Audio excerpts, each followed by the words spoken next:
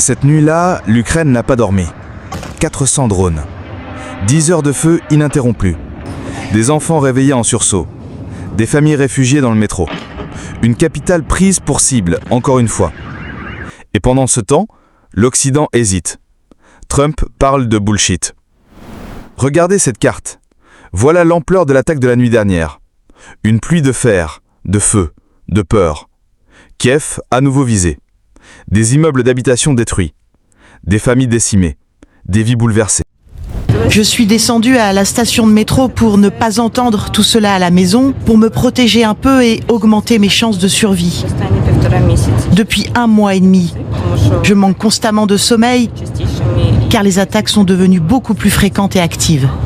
Il y a eu des explosions, une par une, de tous les côtés.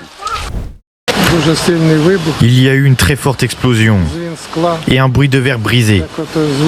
Tout le monde est resté sans voix et terrifié. Nous sommes ensuite sortis et avons vu le feu. Le 8e étage était en feu. Ce n'est pas une guerre tactique, c'est une guerre psychologique. Depuis le début de l'année, la Russie a envoyé 24 000 drones sur l'Ukraine. Le but ? Épuiser, briser, terroriser. Pas d'objectif militaire, pas d'usine, juste des civils, juste la peur. Et derrière cette stratégie, une logique froide. Vider les stocks de défense anti-aérienne ukrainienne. Cette nuit, moins de 50% des drones et missiles ont été interceptés. L'Ukraine est à bout, et l'Occident tarde. Donald Trump s'exprime et balance. L'envoi d'un autre système de défense aérienne patriote à l'Ukraine est-il envisagé ? Ils le voudraient. Ils l'ont demandé. C'est très rare, parce que beaucoup de systèmes ont été envoyés à l'Ukraine, mais ils l'aimeraient. Je sais, ils en ont fait la demande. Nous allons devoir l'examiner. Il s'agit d'un système très, très cher. Et c'est une honte que nous devions dépenser autant d'argent pour une guerre qui n'aurait jamais eu lieu si j'étais président. C'est une guerre terrible, terrible là-bas. C'est vraiment une honte. C'est très triste. Vous savez, quand on parle d'un système comme celui-là, hautement sophistiqué, on parle d'une somme d'argent énorme. Et ils le font parce qu'ils veulent éviter la mort.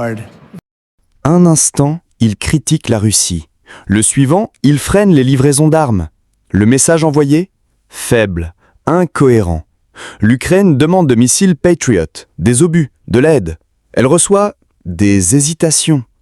Pendant ce temps, la Russie tisse sa toile diplomatique. Lavrov voyage, négocie, reçoit le soutien des BRICS. Aucun mot contre la guerre, aucune condamnation. Le monde change et l'Ukraine, isolée, paye le prix fort. Qui se lèvera quand il ne restera plus rien à défendre ? Chaque nuit où Kiev brûle, c'est l'idée de liberté qui s'effondre un peu plus. Ce n'est pas seulement l'Ukraine qu'on bombarde, c'est la mémoire, la paix, l'espoir. Si vous pensez que le silence est une forme de trahison, partagez cette vidéo, faites-la circuler. Que les bombes ne soient pas la seule chose qu'on entende.